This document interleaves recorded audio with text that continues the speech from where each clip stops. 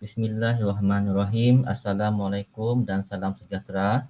Saya Muhammad Ismandi bin Hafni dari kumpulan SMSW1 dan berkhidmat di SMK Bukit Asir Sibu akan membentangkan laporan perantusan 1 yang telah saya jalani selama 5 hari di SMK Sibu Jaya.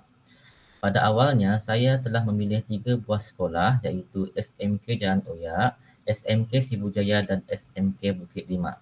Proses membuat keputusan pemilihan sekolah, saya telah menggunakan metrik ranking dengan mengambil dua justifikasi utama iaitu faktor sekolah dan faktor pengetua.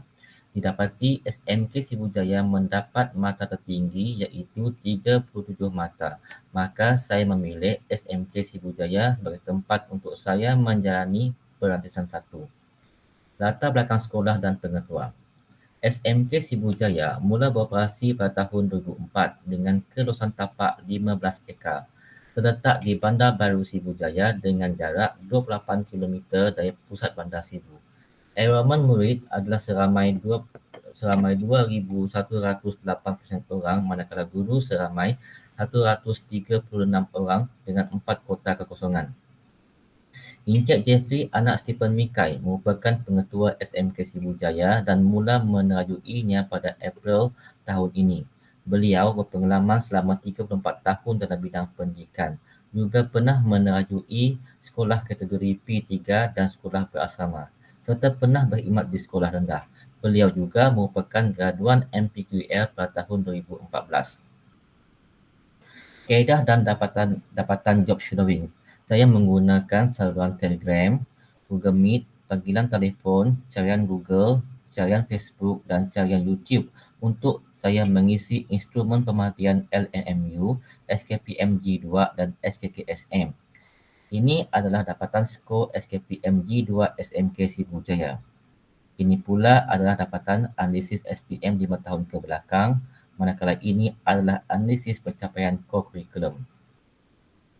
Di antara 10 dapatan pemakaian job shadowing saya di SMK Sibu Jaya adalah seperti yang dipaparkan. Tetapi saya tidak akan menerangkan kesemuanya. Saya akan memfokuskan kepada 3 dapatan yang penting yang menarik minat saya untuk dipraktik, dibawa balik dan ditambah balikkan adalah pengurusan PDPR, pengurusan kewangan dan pengurusan pusat sumber sekolah. Tiga perkara daripada job shadowing di mana saya akan tambah baik dan bawa pulang adalah seperti berikut. Yang pertama, pengurusan kewangan. Saya akan memastikan laporan audit kewangan adalah tanpa teguran dan penerapan cemerlang. Untuk mencapai hasrat ini, saya akan mengadakan taklimat kepada semua warga sekolah berkenaan jenis akaun dan maksud belanja. Memastikan setiap bidang menyediakan perancangan belanjawan tahunan. Mewajibkan penggunaan nota minta dan kertas kerja.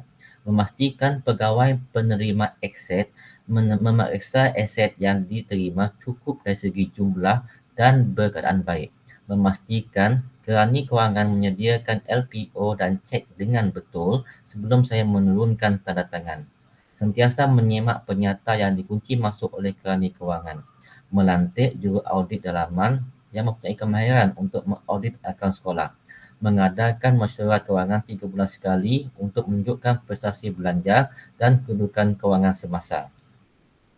Yang kedua, pengurusan pusat sumber sekolah pendidikan. Saya akan memastikan dan berusaha dengan kerjasama pihak luar serta meningkatkan peranan PIBG untuk sama-sama menaik taraf perpustakaan sekolah, pusat akses, mama komputer, ekosistem pendidikan serta kenaikan peratus penggunaan pelantar pembelajaran digital di kalangan murid, guru dan ibu bapa.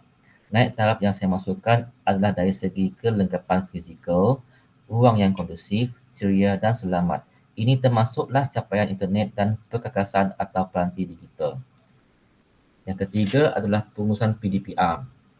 Saya akan memastikan lebih 95% murid dapat mengikuti PDPR.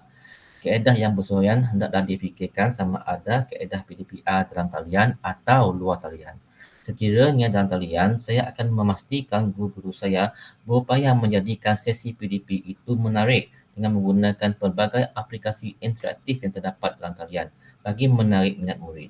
Sekiranya murid tidak dapat mengikuti PDPR yang dijalankan dalam talian, saya akan memastikan setiap mata pelajaran yang terlibat menyediakan modul PDP luar talian.